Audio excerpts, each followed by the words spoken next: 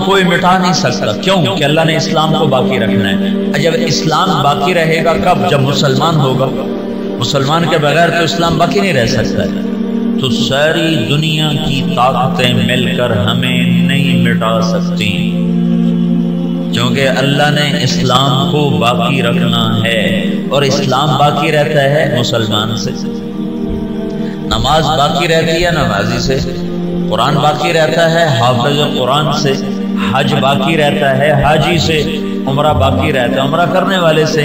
تو اللہ نے پوری دنیا کے شیطان دجال اکٹھے ہو جائیں ہمیں مٹا نہیں سکتے. ہاں یہ ہو سکتا ہے کہ اللہ ہمیں ختم کر دے، ہمیں ختم کر دے، مثلا ساری دنیا کا باطل کا مٹا دو اور ہم مٹ جائیں. تو اللہ کیا کرے گا؟ کسی اور قوم کو فوراً کلمہ پڑھا کے مسلمان بنا دے. اسلام نہیں مٹ سکتا ہے، دنیا کی کوئی طاقت نہیں مٹا سکتا. اور یہ جو تبلیغ کا کام چلا ہے اس بات کی نشانی ہے کہ اللہ دین کو زندہ کرنے والا ہے. یہ کوئی جماعت نہیں ہے کہ جی دنیا جماعت ٹوریاں ودیاں، یہ کوئی جماعت نہیں ہے. پورے عالم کے انسانوں کو سامنے رکھ کر ایمان کی دعوت دینے کا پروگرام اور نظام ہے. اس کا آخر ہدایت ہوگا اور اللہ جو چاہے کر دے. چاہے باطل والوں کو ایمان دے دے اللہ کی سنت.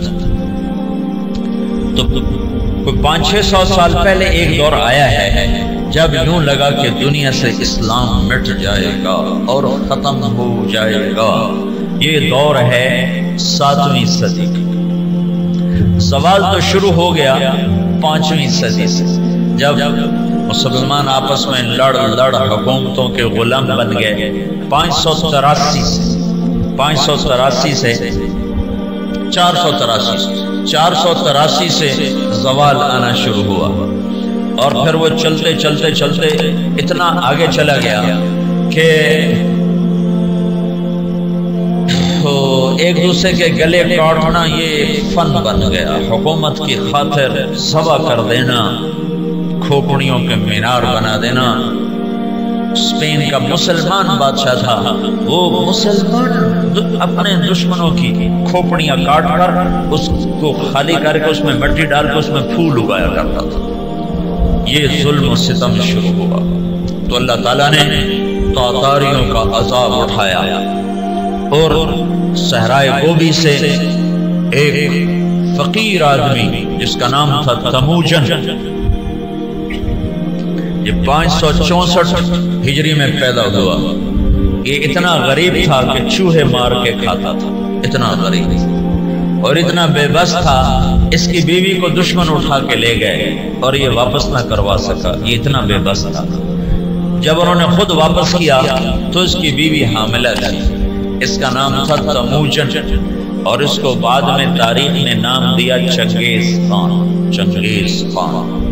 جب وہ 40 سال کی عمر کو پہنچا تو دنیا کا سب سے طاقتور بادشاہ بن چکا تھا.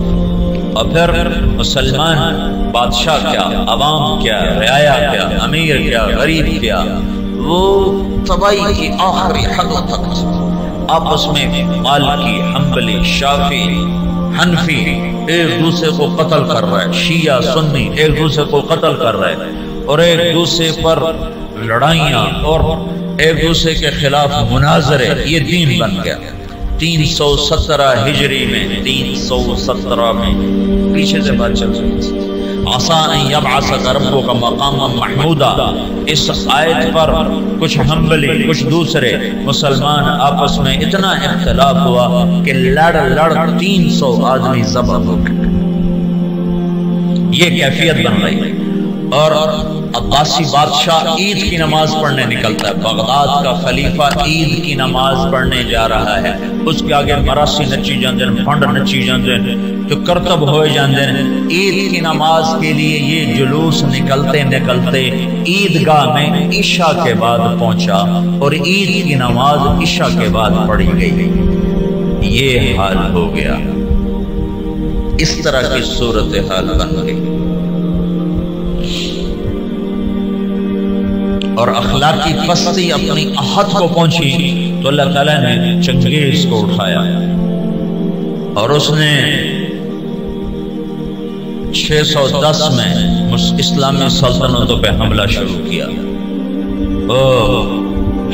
یہ بامیان افغانستان کا شہر ہے. یا اس کا ایک بیٹا چغتائی اس کا بیٹا قتل ہو گیا، یعنی اس کا پوتا قتل ہوا، تو جب بامیان فتح ہوا تو اس نے حکم دیا کہ کتے بلے بھی ذبح کر دیے، عورتوں کے پیٹ چاک کر کے اس میں سے بچے نکال کے وہ ذبح کر دیے۔ ایک انسان تو انسان ہے، جانور گائے بھینس بھی ذبح کر کر تو ایک عذاب بن کے نکلا کہ مسلمان آپس میں لڑ عقل ہی نہیں آ رہی تھی ان کو کہ ہماری تباہی کے بادل چھائے ہوئے ہیں، اور وہ ایک دوسرے کو گلے کاٹنے پر اس پر ہی جی میں آج ہویا جانا۔ جب قومیں سوتی ہیں تو پھر ڈھول انہیں نہیں اٹھاتے، دھماکے انہیں نہیں اٹھاتے، پھر موت ہی انہیں اٹھاتی۔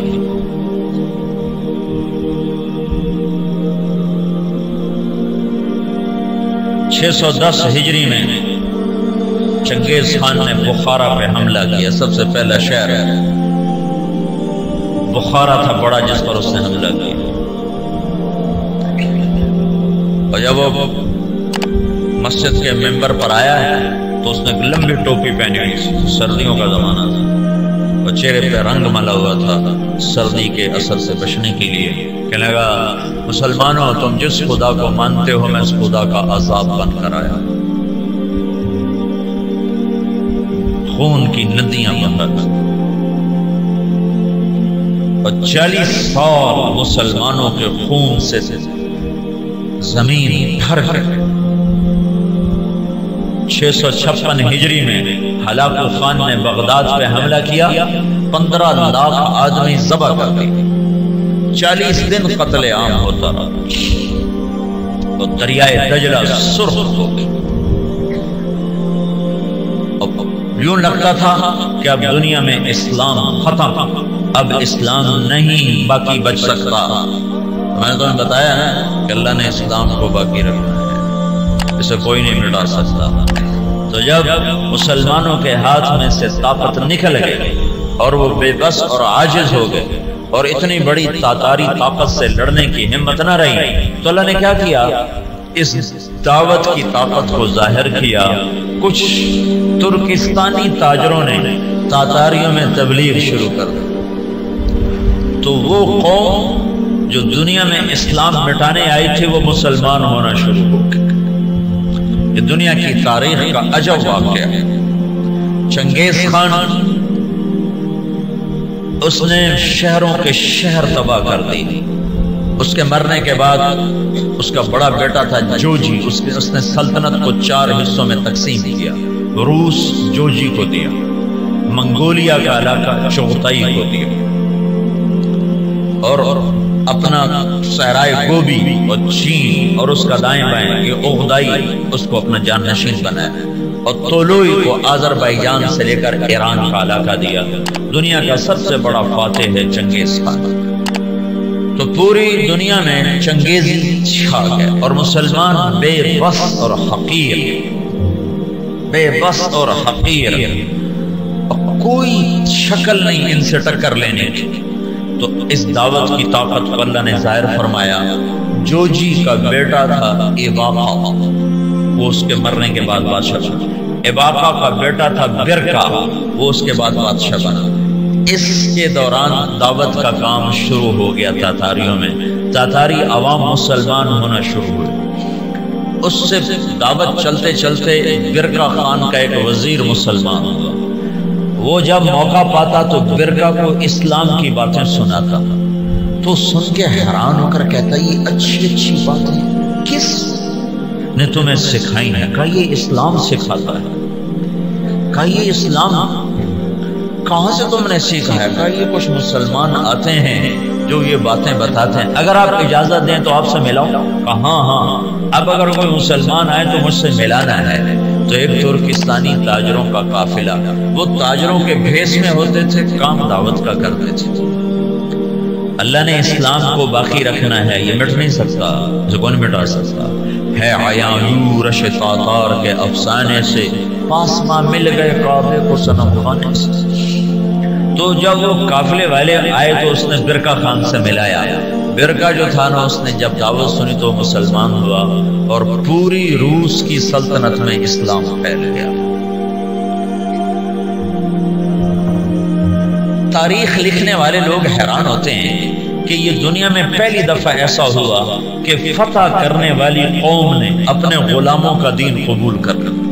ہر کوئی بادشاہوں کا کلمہ پڑھتا ہے، لیکن یہ دنیا کی تاریخ میں پہلی دفعہ ہوا کہ غلاموں کا کلمہ بادشاہوں نے پڑھا۔ تو ایک نسل پوری چنگیز خان کی مسلمان ہو گئی۔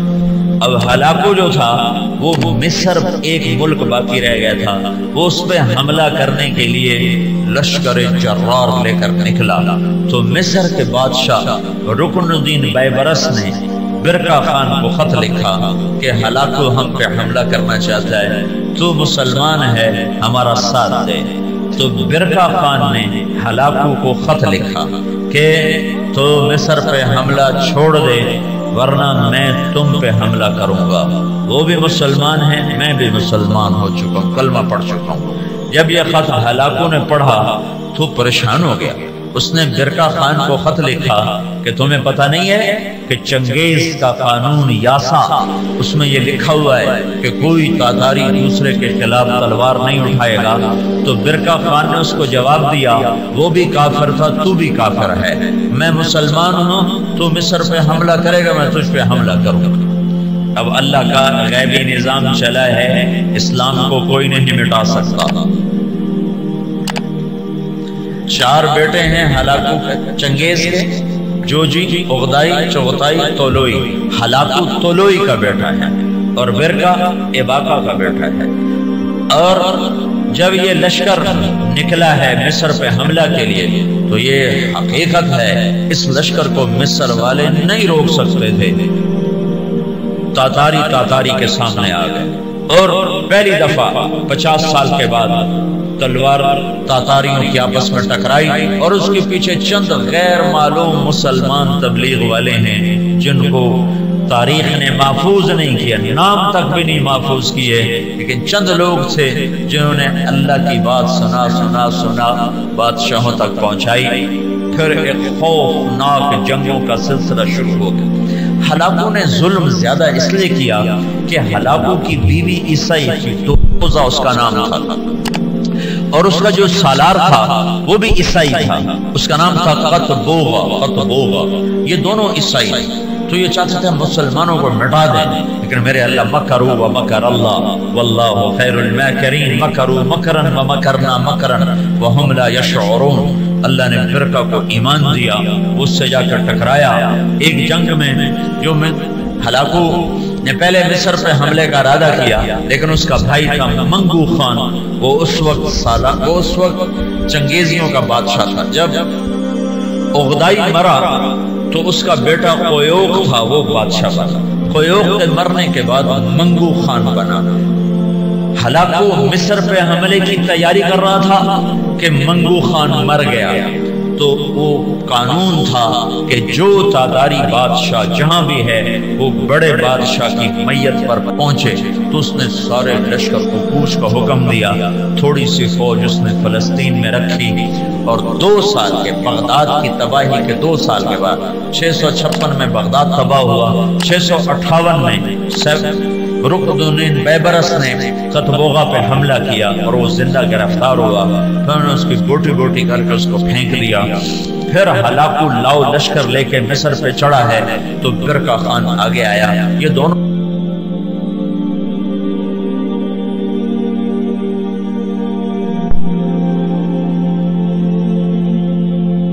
کا بیٹا تقودار وہ بادشاہ بنا، ہلاکو کا بیٹا بادشاہ بنا، وہ مرا، اس کا پوتا ارغوان وہ بادشاہ بنا تو وہ عیسائی ہو گیا۔ اس نے اپنا نام رکھا نکوپولس، لیکن تھوڑے دنوں کے بعد پہلے ترائے خدا کیا چکر ہے، ترائے خدا، عیسائیوں کے 3 خدا ہوتے ہیں، کہ ترائے خدا بھی ہویا جو میرا خدا تھا ہی کوئی ہوتا ہے، تو وہ مسلمان ہو گیا اور اس نے اپنا نام احمد رکھا۔ احمد وہ ہلاکو جس نے کہا تھا دنیا سے اسلام مٹا دوں گا، اس کا پوتا لا الہ الا اللہ کے نعرے لگا رہا تھا۔ اس کے پیچھے کوئی تلوار نہیں ہے، تلوار تو مسلمانہ دے ہر فجرائی کوئی نہیں گئی۔ زنگ لگ گیا تھا تلواروں کو، تلوار شدہ قومیں کہاں لڑ سکتی ہیں؟ تو اللہ نے کیا کیا؟ اسلام کو باقی رکھنا ہے تو جس قوم میں طاقت ہے لڑنے کو کوئی کلمہ پڑھا دی، تو اب برکا خان کی اولاد مسلمان یعنی جوجی کی اولاد مسلمان ہو گئی، اور ادھر طولوئی کی اولاد مسلمان ہو گئی، ادھر چغتائی رہ گیا جو منگولیا کا بادشاہ بنا تھا، اس کا پڑپوتا تیمور تغلق، وہ